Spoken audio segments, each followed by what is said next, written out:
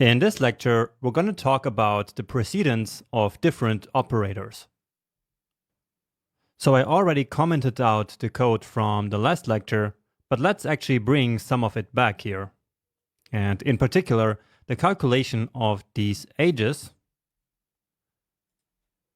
So like this, and then also this code that we discussed by the end of the last video. Remember that?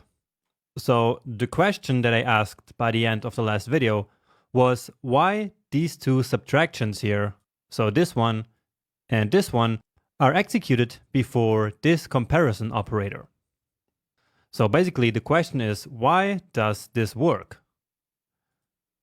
Okay, because we see that it does actually work.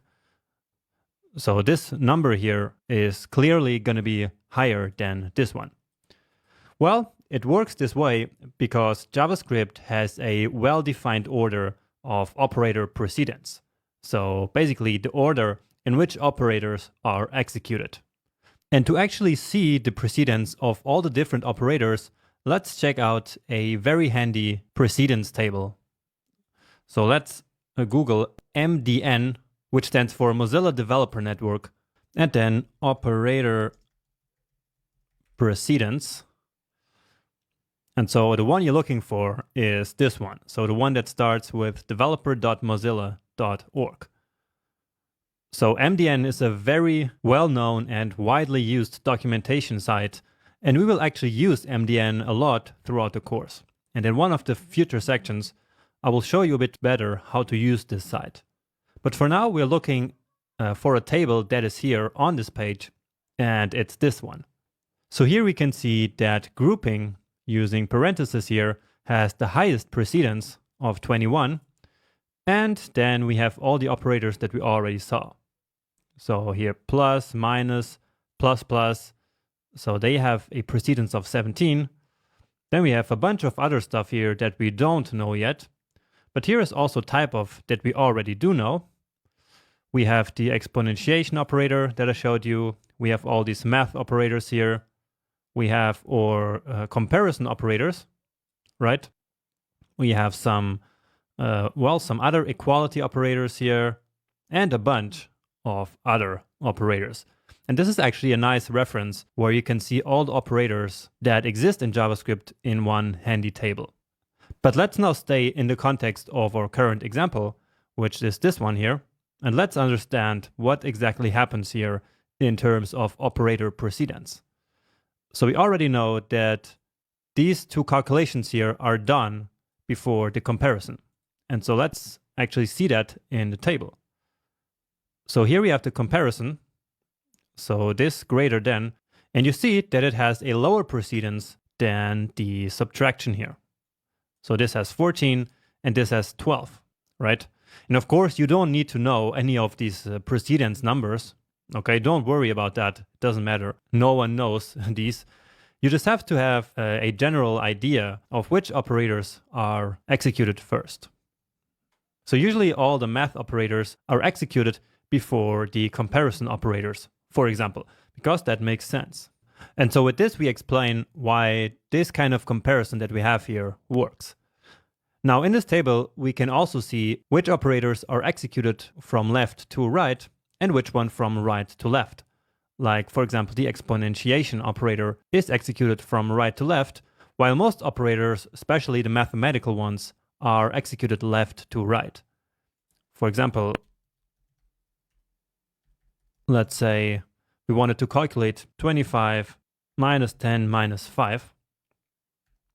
And so this one should be 10, right?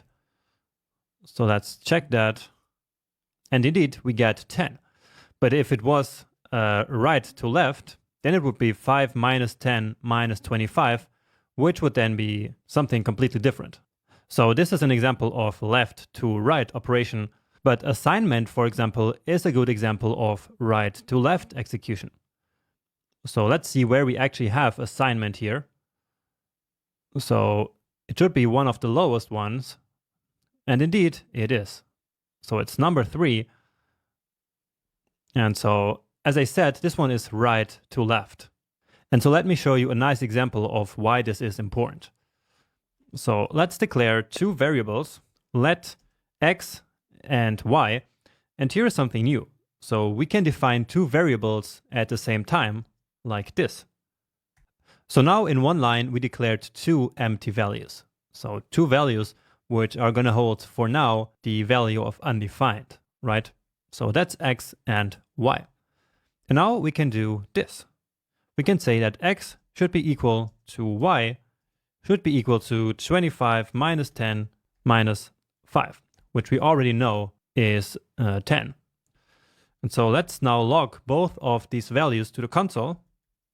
And what do you think will happen?